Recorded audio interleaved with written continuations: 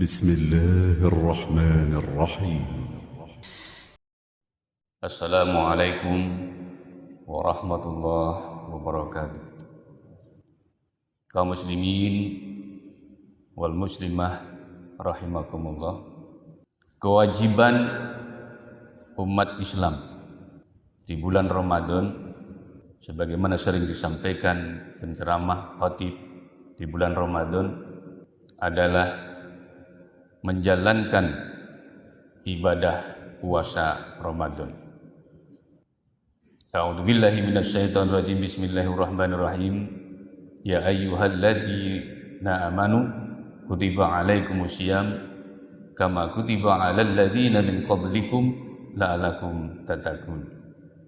Hai orang-orang yang beriman, diwajibkan atas kamu berpuasa sebagaimana diwajibkan atas umat terdahulu sebelum kamu agar kamu bertakwa. Jadi tujuan puasa itu adalah la'alakum tattaqun, agar kamu bertakwa. Maka sangat penting di bulan Ramadan ini kita jadikan target ketakwaan itu target yang perlu dikejar. Sehingga merujuk dari surat Al-Baqarah ayat 3, Allah Subhanahu wa taala berfirman tentang sifat-sifat utama orang yang bertakwa. A'udzu billahi minasyaitonir rajim. Bismillahirrahmanirrahim. Alladzina yu'minuna bil ghaibi wa yuqimunas shalah wa mimma razaqnahum yunfikun. Sifat utama orang bertakwa yang pertama adalah alladzina yu'minuna bil ghaib, yaitu percaya kepada yang gaib, beriman kepada yang gaib. Di dalam rukun iman yang 6 itu, sebagian besarnya juga adalah mengimani kepada hal-hal yang gaib. Al-imanu an tu'mina billah wa malaikatihi wa kutubihi wa rasulihi wa tu'mina bil qadari khairihi wa syarrihi. Yaitu percaya yang pertama, kita percaya adanya Allah Subhanahu wa taala. Allah ini gaib. Bagaimana kita bisa percaya adanya Allah? Karena ada tuntunan, ada dalil nakli, ada Al-Quran, hadis. Kita bisa pelajari sifat-sifat Allah. Di mana Allah? Bagaimana Allah? Dan bahkan bagaimana kita bisa merasakan kehadiran Allah, keberadaan Allah. Wa malaikatihi, malaikat juga adalah gaib. Namun kita diberitahu, ada dalil naklinya, bagaimana sifat-sifat malaikat, bagaimana malaikat diciptakan. Malaikat diciptakan dari cahaya, dari nur. Malaikat makhluk yang paling taat, tidak pernah membantah. Ada nama-nama malaikat, ada Israel, ada Israfil, ada Mikail, dan lain-lainnya yang diberikan tugas oleh Allah dan tidak pernah membantah. Itulah malaikat. Malaikat juga adalah makhluk Allah yang gaib. Kemudian kita percaya kepada kitab Allah. Inilah. Karena ada kitabullah ini sebagai pegangan manusia, hudan linas, sebagai petunjuk kepada manusia, sehingga kita bisa selamat insyaallah di dunia wal akhirah ketika mengikuti kitab suci yang diturunkan oleh Allah Subhanahu wa taala. Wa rasulihi wa tu'minuna bil qadari khairihi wa syarrihi. Kita juga beriman kepada nabi-nabi, yang tentu jarak kita dengan Nabi, dengan Rasulullah juga sangat jauh, dan kita tidak pernah melihat Rasulullah, tapi kita bisa merasakan, bisa percaya, bisa yakin. Karena apa? Ada dalil yang menunjukkan tentang siapa itu Rasulullah, siapa nabi-nabi, dan seterusnya. Apalagi hal-hal yang gaib, ada neraka, ada surga. Digambarkan neraka itu tempat yang sangat mengerikan, tidak ada kebaikan di dalamnya, isinya siksaan, hal-hal yang sangat menyedihkan, dan itu balasan bagi orang-orang yang kufur, orang yang ingkar terhadap Allah Subhanahu wa taala. Kemudian kita juga percaya kepada surga yang gaib, yang kita tahu surga itu tempat yang menyenangkan. Ada bidadari-bidadari surga di situ. Semua apa yang kita inginkan diijabah, dikabulkan oleh Allah. Intinya sangat menyenangkan, dan itu balasan bagi orang-orang yang bertakwa kepada Allah Subhanahu wa ta'ala. Dan juga kita percaya hal yang gaib, di antaranya lagi adalah bangkit dari kubur. Nah, ini mengingatkan kita juga bahwa setelah mati itu ada kebangkitan, bangkit dari kubur, semua disatukan, tulang belulang yang sudah berserakan bisa kembali lagi. Dan kita harus meyakini itu sebagai orang yang beriman bertakwa kepada Allah Subhanahu wa taala. Ini yang pertama. Alladzina yu'minuna bil ghaib. Orang bertakwa, sifat utama orang bertakwa itu percaya kepada yang gaib. Yang kedua, alladzina yu'minuna bil ghaibi wa yuqimuna shalah. Yaitu yang kedua, sifat orang bertakwa yang utama itu adalah mendirikan salat. Kita tahu salat ini tiang agama. As-salatu imaduddin. Kemudian salat itu juga bisa mencegah dari perbuatan keji dan mungkar. Inna salata tanha 'anil fahsya wal munkar. Lalu salat yang seperti apa dan salat yang bagaimana yang bisa mencegah dari perbuatan keji dan mungkar? Tentu adalah salat yang khusyuk. Bagaimana salat yang khusyuk? Jadi jamaah rahimakumullah, salat ini adalah ibadah wajib yang juga merupakan rukun Islam yang kedua. Di antaranya ada amalan zahir dan juga amalan batin. Amalan zahir tentu salat ini harus mengikuti rukun, syarat dan adabnya salat. Kemudian amalan batinnya adalah kita harus bisa mengerti, bisa konsentrasi, bisa merasakan. Salat kita ini seolah-olah kita bisa melihat Allah atau Allah melihat kita ketika kita sedang salat. Kita sering mendapatkan pelajaran tentang rukun, syarat dan adab salat. Tapi bagaimana salat khusyuk ini masih jarang, dan saya kira ini perlu ada pelatihan-pelatihan khusus bagaimana kita bisa salat khusyuk. Ada pelatihan salat khusyuk. Salat khusyuk itu seperti apa? Saya sering menggambarkan, ini sederhana. Sekarang ini zaman teknologi canggih. Salat khusyuk itu seperti orang berteleponan.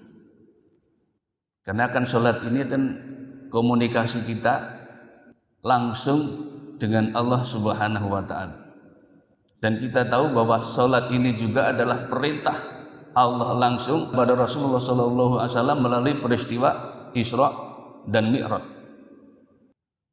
Coba kita kalau berteleponan atau menelpon seseorang, apalagi ini yang menelpon adalah pimpinan kita atau mungkin gubernur, bahkan mungkin presiden menelpon kita, kita bisa bayangkan bagaimana kita bisa konsentrasi betul menerima telepon itu. Kita bisa merasakan dengan orang yang menelpon kita.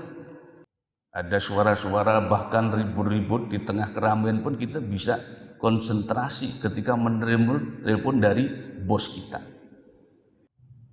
Nah, kalau kita bisa khusyuk dalam sholat ini, maka kita juga bisa merasakan. Karena yang berbicara atau kita berteleponan, berkomunikasi dengan Allah ini adalah bukan sekedar pimpinan, tapi dia adalah penguasa alam semesta. Bukan hanya sekedar pimpinan, dia adalah raja di raja. Dan bagaimana kita bisa mempersiapkan sebaik mungkin sehingga sholat kita itu bisa khusyuk.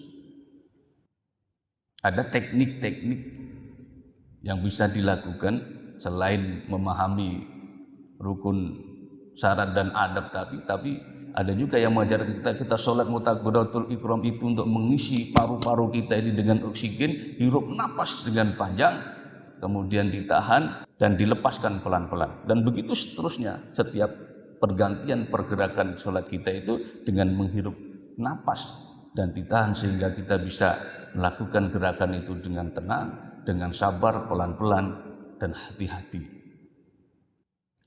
sehingga apa yang kita ucapkan, apa yang kita pikirkan itu sama, yang dirasakan juga sama. Yang kita ucapkan A, di pikiran kita A, hati kita juga bisa merasakan B.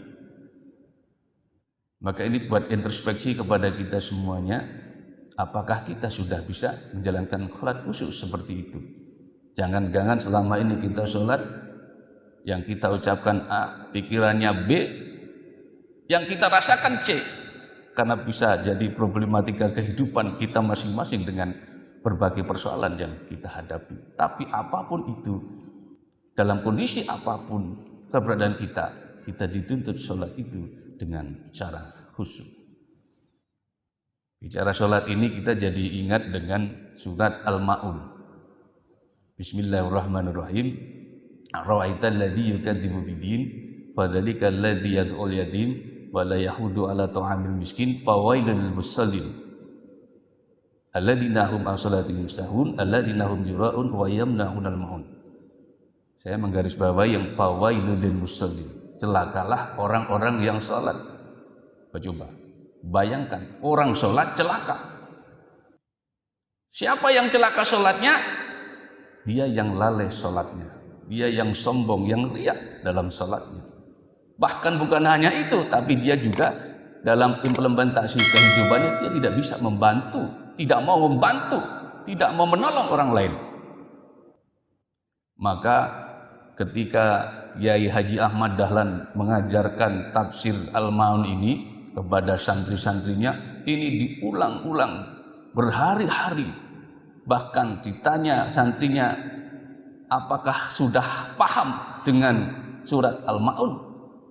Santri-santrinya menjawab, sudah hafal, sudah paham. Tapi mengapa Pak Kiai ini selalu masih diulang-ulang? Dan ini kan ayat, ini surat sudah dibaca sering di dalam kita menjalankan sholat. Tapi bukan itu yang dimaksud oleh Kiai Dahlan. Bukan hanya dihafal, dipahami, tapi apakah sudah diamalkan? Para santri terdiam karena ternyata belum ada yang mengamalkan itu. Sehingga apa?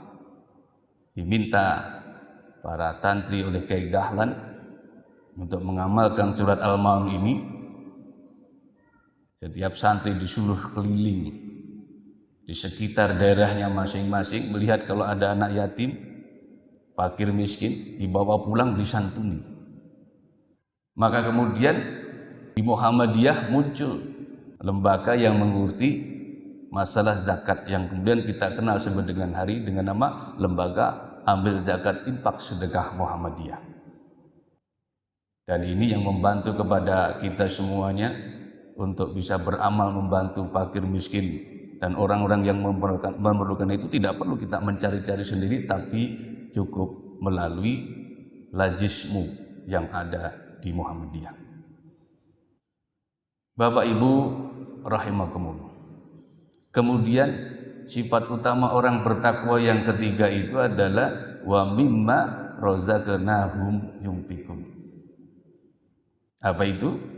Sebagian dari rezeki yang aku berikan, kata Allah, orang-orang bertakwa ini menginfakkan ke jalan Allah.